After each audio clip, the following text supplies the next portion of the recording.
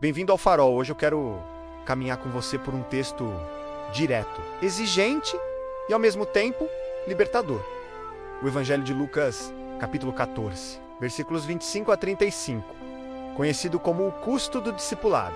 Uma cena simples e profundamente humana em que uma grande multidão segue Jesus, com gente por perto, olhares curiosos e expectativas no ar, até que ele se volta para todos e faz o que parece contraintuitivo. Em vez de facilitar, ele aprofunda.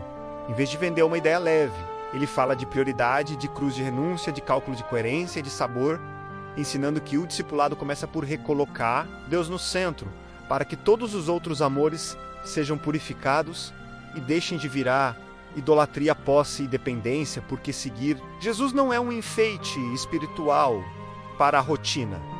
É entregar o governo interior, assumir a cruz como morte do ego e escolher fidelidade, mesmo quando custa. E isso também nos confronta com a pergunta mais séria, sobre qual bem maior orienta a vida, pois todo sim profundo pede renúncias.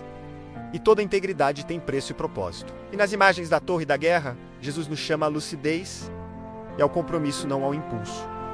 Porque ele não busca fãs, ele forma pessoas inteiras.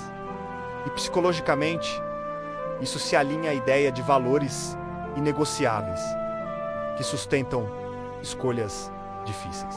Sem negar emoções, mas sem ser governado por elas.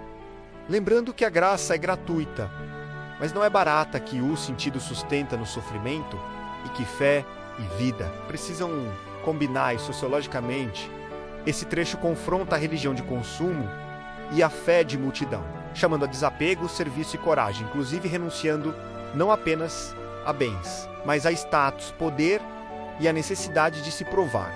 E agora eu quero trazer isso para o chão da sua segunda-feira, porque calcular o custo pode começar com perguntas sinceras sobre o que tem tomado o lugar de Deus na sua agenda e na sua mente. Onde você diz que confia, mas vive como se estivesse sozinho. Que tipo de pessoa você está se tornando nas escolhas repetidas que ninguém vê e que hábitos te aproximam do reino ou te anestesiam? E na prática, tomar a cruz pode ser mais cotidiano do que dramático.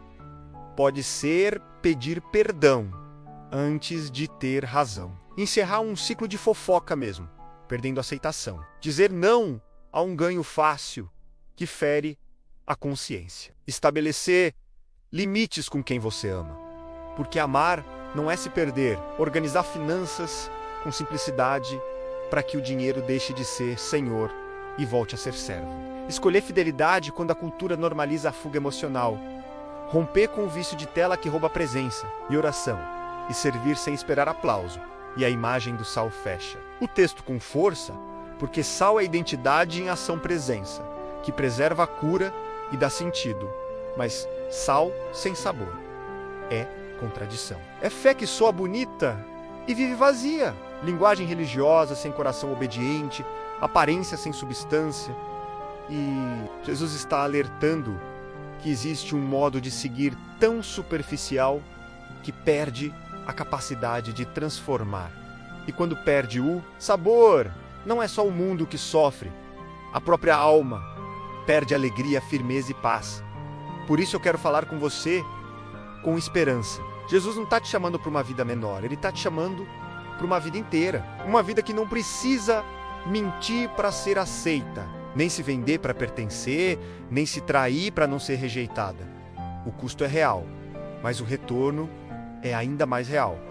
Porque quando Cristo é o centro, você pode amar a família sem idolatria, amar a si mesmo sem egoísmo, trabalhar sem virar escravo, descansar sem culpa sofrer, sem perder sentido, vencer sem se tornar arrogante e perder sem se destruir. E agora eu quero transformar isso em oração.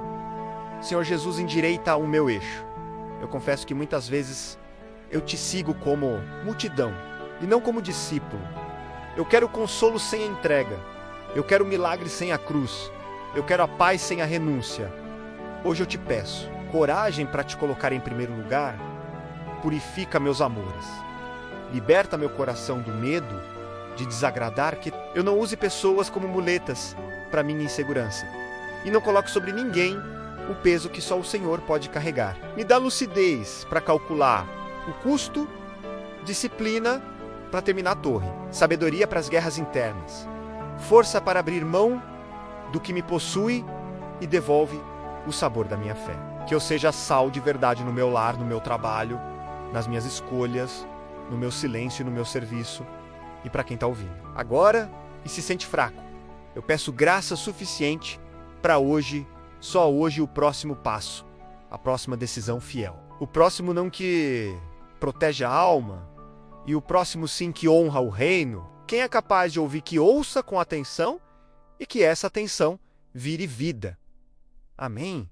E acompanhe agora o texto bíblico. O custo do discipulado, uma grande multidão seguia Jesus, e ele disse que quem amar pai e mãe, esposa e filhos, irmãos e irmãs, e até a própria vida, mais do que a ele, não pode ser seu discípulo. Que quem não tomar a sua cruz e segui-lo, não pode ser seu discípulo, que é preciso calcular o custo antes de construir uma torre e avaliar as forças. Antes de ir à guerra, que ninguém pode se tornar seu discípulo sem abrir mão de tudo o que possui, e que o sal é bom, mas se perder o sabor não serve para nada e é jogado fora. E assim terminamos nosso encontro de hoje. Até o próximo vídeo para continuarmos conhecendo e seguindo o caminho que nos leva de volta ao Criador.